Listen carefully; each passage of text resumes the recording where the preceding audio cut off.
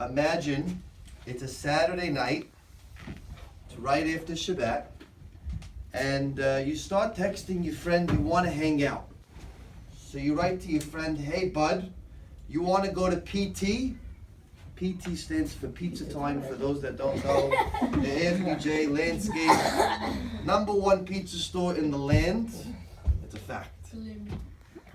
And your friend writes back, I don't know, and that's all he writes back. And so now, you start feeling all of these emotions, and it's not good. I start feeling angry. I start feeling frustrated. I start to feel embarrassed. And I'm trying to figure out this is what my friend tells me. I don't know. That's all he has to say. If he didn't want to hang out with me, at least make something up. Tell me that he's sick. Tell me that his dog has the flu. I don't care. This is the way a friend treats a friend. And so you know what? Now I start thinking about, well, how does this friend really think about me? What type of a relationship do I have with this guy? And so now I start writing back, you know what? I've never liked you anyway. You know what? You were never there for me when I needed you. This is not the way a friend treats another friend. From now on, we are no longer friends. And 5 minutes later, you receive a text. Sorry bro, phone died. Dude, what's up? In football, there's a lot of different positions to help the team. One of the most valuable positions, in my opinion, is the offensive tackle. The offensive tackle is the lineman who's designated furthest away from the ball. He's responsible for anything coming at the quarterback from the outside. And my next question was going to be, does anybody know the nickname of the offensive tackle? Ronnie Miz? The blind side. And the reason why that position is nicknamed the blind side is because the quarterback can only see what's in front of him. And anything out of his line of sight, he can't see. So he's blind in that capacity.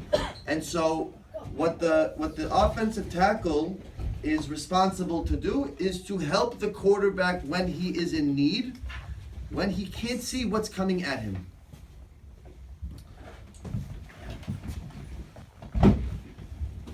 Back in the old ancient times, hundreds and hundreds of years ago when I was a kid, if I wanted to make plans with a friend, we didn't have a phone available to text. We had to use something called a landline.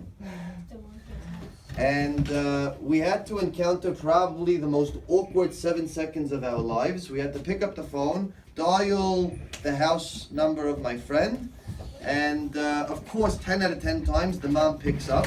Yeah. And so I would need to say, hi Mrs. So-and-so, is Freddie available? I'd like to make plans. Today, that art is lost.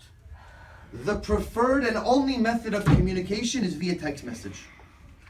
And we need to start understanding the nuances and the difficulties that come with texting, because people are really struggling with this idea and with this concept. Because when I'm in person, when I'm at least on the phone with somebody, I have the ability to do stuff that I don't have when I'm using a text. For example, sarcasm, right? I can listen to the tone of voice, or I can read your body expression, and it will allow me to understand what's being communicated. Also a very big difference, right? I can talk to you face to face, and you know what won't happen? Your battery won't die. It just won't. So we have these difficulties in our ability to communicate via the digital realm versus what's happening when we communicate in face-to-face or over the phone. And here's what's missing. This is the problem. The problem is when we communicate via a text message, we are very, very selfish. And let me explain what I mean by that. When we communicate via a text message, chances are you are talking at somebody to yourself. When I write a text message, I'm not looking at somebody's face. I'm not talking directly to somebody who's able to respond instantaneously. And what that does for me is when I'm writing in the text, I'm literally talking to myself on the screen. And so here's what we need to start doing. When I talk to somebody through a text message, I need to ask myself a very important question. Am I taking into context the way my message is being perceived by the other person? Is it possible that what I am about to say can be misunderstood or misconstrued in some way? And I need to stop thinking about how I would understand it, and I need to start thinking about how does the other person understand it. And if I could start to think and consider about the other person, it will help formulate my words in a way that hopefully doesn't get misunderstood. But here is the danger of technology and social media. Once you put something out there, once something is in this digital realm, it's there forever. A picture that I want to send, a text that I want to send, it is there forever and it is out of your control.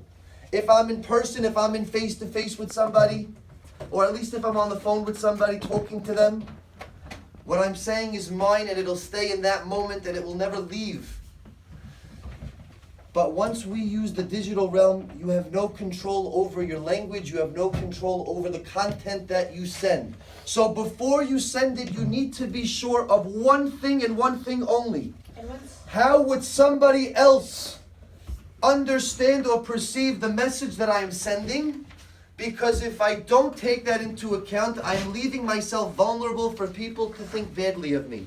Because in the digital media realm, not only is my text being accounted to the person that I'm talking to, imagine I'm texting Jojo Sassoon, right? And my text is directly meant for Jojo. Is there anything stopping Jojo from now forwarding that text to another friend and say, hey, look what just happened?